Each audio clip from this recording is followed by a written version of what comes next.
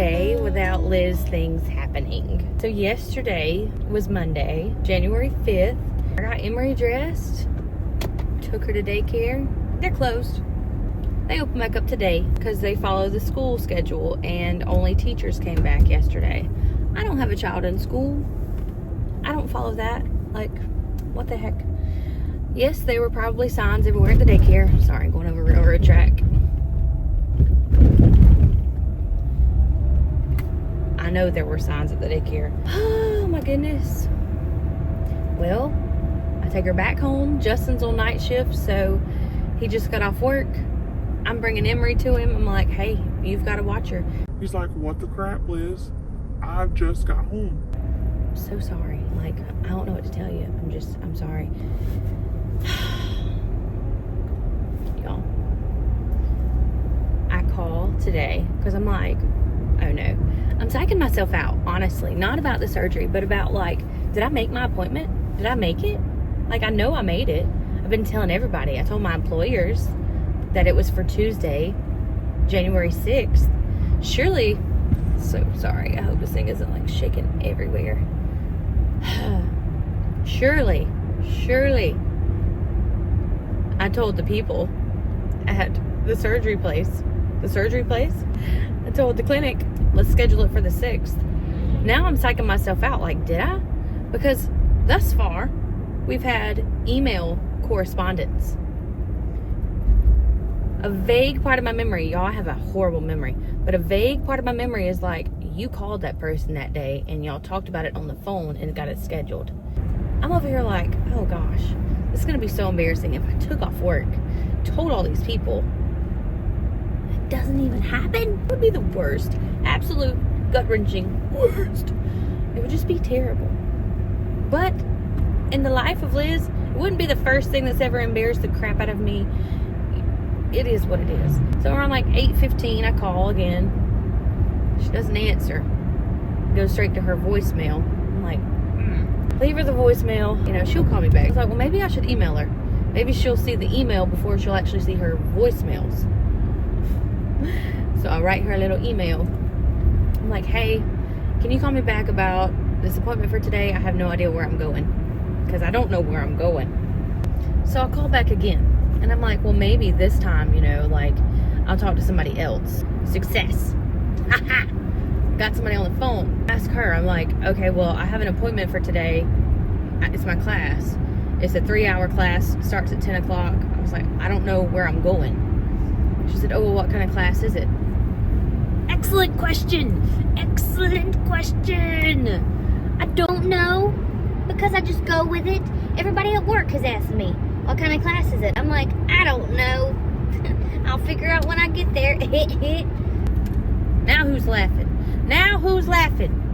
Because I don't know. Whenever I talked to my friend that had the surgery before, she was like, oh, that's your nutritional class. So that's what I'm going with. Gosh. What kind of class is it? Would have been an excellent question to ask whenever they told me I had to take this 3-hour class. A normal person would have asked that, but do I? No. Because I'm like, I roll with the punches, boo-boo. You tell me to take a class, I'm taking a class. Is it going to be on algebra? Maybe. Could it be on this? That? I don't know. We're taking a class. I love classes. Let's take the class. I don't care what it is. It would be very beneficial right now to know what class it was. One eternity later. So that was my class. It was the nutritional class. That was up for debate, like what kind of class that it was. Like, this is the booklet that we have. We went over so much stuff in 3 hours.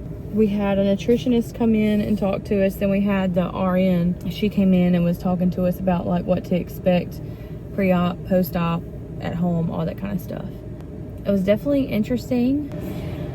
I'm so nervous. I was the only one. There were 5 people sitting at my table, and then there were probably 5 people. Let's see, 1, 2, 3, 4.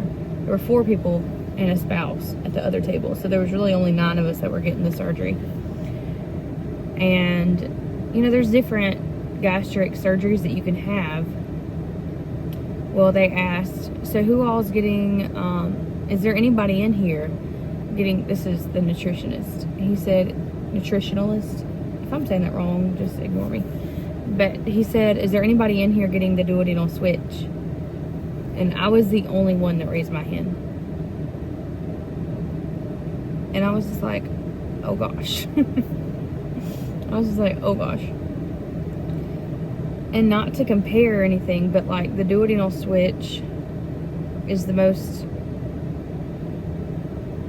drastic, kind of like the most result driven surgery compared to the sleeve and the gastric. Like there's, with the sleeve, I don't remember all the statistics, but like the sleeve is like you lose a decent amount of weight. With the gastric, you lose a little bit more statistically, and then with the duodenal, you lose even more. So yeah, I was the only one that raised my hand, but there were several other people in there, not to compare and be negative in any kind of way, but like they were bigger than me for sure. So I'm like, what are y'all doing? Like, what surgery y'all doing? Because I feel like I'm being too dramatic now. Am I being too dramatic about the surgery that I'm deciding to have? So it just like threw a bunch of at me, because he was like, that's a drastic surgery. And I was like, yeah, I know it's a drastic surgery. Aren't they all? It's a surgery. He said the requirements that we have switch and for the gastric bypass for like proteins and stuff like that, he says yours is easily doubled. I'm just sitting over here like, am I choosing the wrong surgery?